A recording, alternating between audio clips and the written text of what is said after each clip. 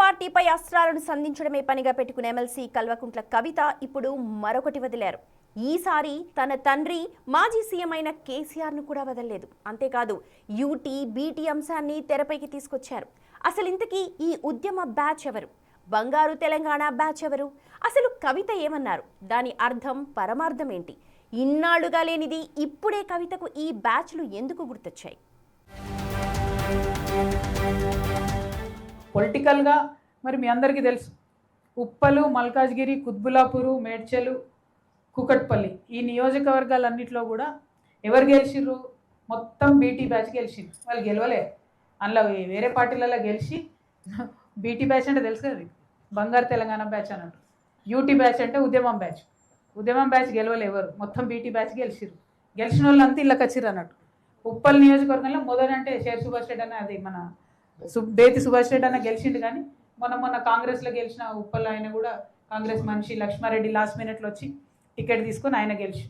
మల్కాజ్గిరిలో అంటే మన మల్లారెడ్డి గారు అందులో టీడీపీలో గెలిచి ఆయన ఇటు వచ్చి. కుత్బులాపూర్లో వివేక్ గారు కూడా టీడీపీలో గెలిచి ఆయన ఇటే వచ్చి. మేడ్చల్లో కూడా same situation, Kukatpally same situation. వీళ్ళందరూ ఏంది అని అంటే ఉద్యమాలు చేసినటువంటి ప్రతి ఒక్క ప్రజల్ని కూడా అనగదొక్కి కంప్లీట్గా ఈ బంగారు తెలంగాణ బ్యాచ్ మొత్తం మేడ్చల్లో ఎందుకు వచ్చిరు వీళ్ళంటే అభివృద్ధి కోసం రాలే.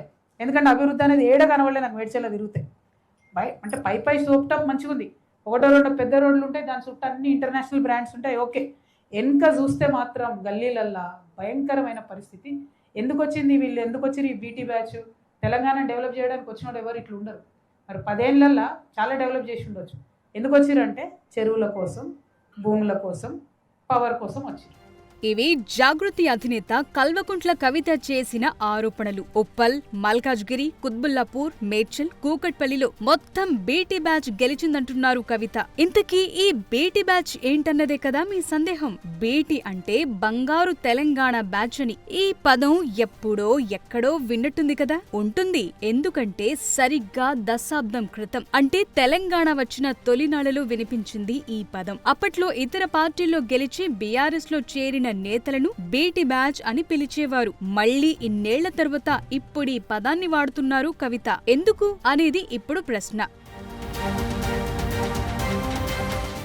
2014 ఎన్నికల్లో టీడీపీ కాంగ్రెస్ నుంచి గెలిచి బీఆర్ఎస్ లో చేరి పదవులు దక్కించుకున్న వాళ్లను ఇలా బీటీ బ్యాచ్ అని పిలిచేవారు. ఉద్యమంలో కష్టపడిన వాళ్లకు కాకుండా ఇలా పార్టీ మారి వచ్చిన వాళ్లకు పదవులు కట్టబెట్టడంపై అప్పట్లో తీవ్రంగా విమర్శలు కూడా వచ్చాయి. బంగారు తెలంగాణ ఫలాలను అందుకుంటున్నారంటూ వీళ్లను బీటీ బ్యాచ్ అంటూ బీఆర్ఎస్ లోని కొంతమంది నేతలు సెటైరిక్ గా పిలుచుకునేవాళ్లు. ఆ సమయంలో బీఆర్ఎస్ లోనే ఉన్న కవిత మాట్లాడలేదు. కనీసం రెండోసారి గెలిచాక కూడా ఈ అంశం ఎలాంటి స్పందన లేదు. దాదాపు 10 ఏళ్లు మౌనంగా ఉండి ఇప్పుడు ఇలా మాట్లాడటం వెనుక మతలబేంటి అనే చర్చ ఇప్పుడు బీఆర్ఎస్ నేతలతో పాటు ప్రజల్లో జరుగుతోంది.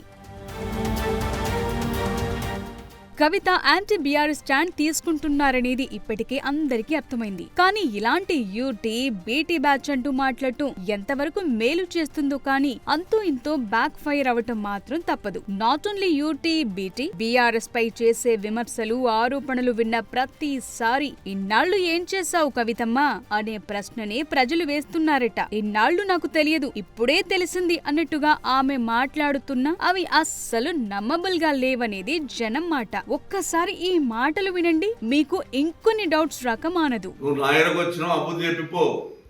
అసలు నీకు ఏమక్కుందని తెలంగాణ తిరగడానికి? నీకు ఏమక్కుంది అడగడానికి? ఒక దేశానికి తాకట్టు పెట్టావు సెంటర్లో ఢిల్లీలో. అక్కడున్న కేజ్రీవాల్ అంటే కొంత మంచి పేరుంటే ఆయన నాశనం చేశావు. ఈయనప్పుడు కేసీఆర్ని కేటీఆర్ని నాశనం చేసే ప్రయత్నం చేస్తున్నావు. టీఆర్ఎస్ పార్టీ ఎమ్మెల్యేనే నీకు దొరికింది అంటే నువ్వు ఏం కారణం ఆలోచన ఉంది? ఇది ఏ పార్టీ డెవలప్ చేయడం ప్రయత్నం చేస్తున్నావు? నీ ఇష్టం వచ్చినట్టు మాట్లాడడానికి, నీ ఇష్టం చేయడానికి మర్యాదతో చెప్తున్నా, జాగ్రత్త ఉండు. ఇప్పటి నుంచైనా నీ బెదిరింపులకు నేను మంచిదానిగాను, నువ్వు మంచిదానిగాను మాట్లాడుతావు. నువ్వు మంచిదాన్ని కావు కాబట్టి సస్పెండ్ చేసింది పార్టీ. నువ్వు సుఖమైన దాని అయిన ఉంటే పార్టీ నేను బదినాడు కాల్మ ఉంచుకుంటూ నేను మంచిదాని కాబట్టి పార్టీకి వేసి అందరు కలిసి ఇటువంటి వాళ్ళు ఉండదని చెప్పి పంపించారు. 10 ఏళ్ళు నువ్వు మంచిగా అనుభవించి, తెలంగాణ అనుభవించి అప్పుడేమో బీసీలు జ్ఞాపకం రాలేదు నీకు 10 ఏళ్ళు పరిపాలించినప్పుడు. ఇప్పుడు బీసీలు జ్ఞాపకం వచ్చింది. నువ్వు బీసీలు కాపానికి బీసీలలో లేరు లీడర్లు, నీకన్నా అయ్యన్నారు బీసీలలో. బీసీ వాదం ఎత్తుకుంటావు. మరి 10 ఏళ్ళు ఎందుకు ఎత్తుకోలేవు బీసీ వాదం?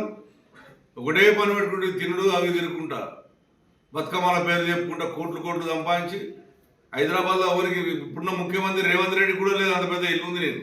హరీష్ రావు ఏమో పాపం ఆయన కష్టపడి మొత్తం బ్రహ్మాండం ఉద్యమం చేసి, తెలంగాణ ఉద్యమం చేసి, కార్యకర్తను ఏకం చేసి ఆయననే దాడి చేస్తావు. ఇష్టం వచ్చి అనుకుంటున్నావా? ఇది ఎక్కడిది బాలనగరాన్ని 30 ఎకరాన్ని మోహన్ గేడికి వచ్చి చెప్పు. 2021 సర్వే నంబర్ ఓవర్లాప్ ల్యాండ్ అది.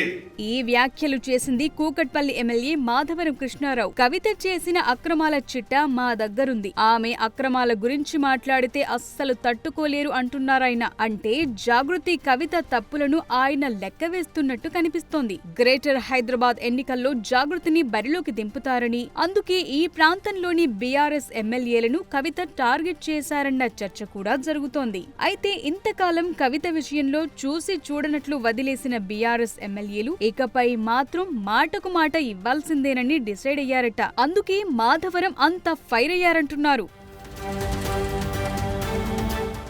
ఏదేమైనా కవిత వ్యవహారం ఇప్పుడు బీఆర్ఎస్ కు చిరాకు తెప్పిస్తుండగా, కాంగ్రెస్ నేతలు మాత్రం కాగల కార్యం కవితే తీరుస్తుందన్నట్టుగా లోలోన సంతోషపడుతున్నారట. మొత్తానికి బీఆర్ఎస్ పాలనా తీరు, అందులో లోపాలను కేసీఆర్ కుటుంబం నుంచి వచ్చిన వ్యక్తే చెప్పటం మాత్రం హైలైట్ అనే చెప్పాలి.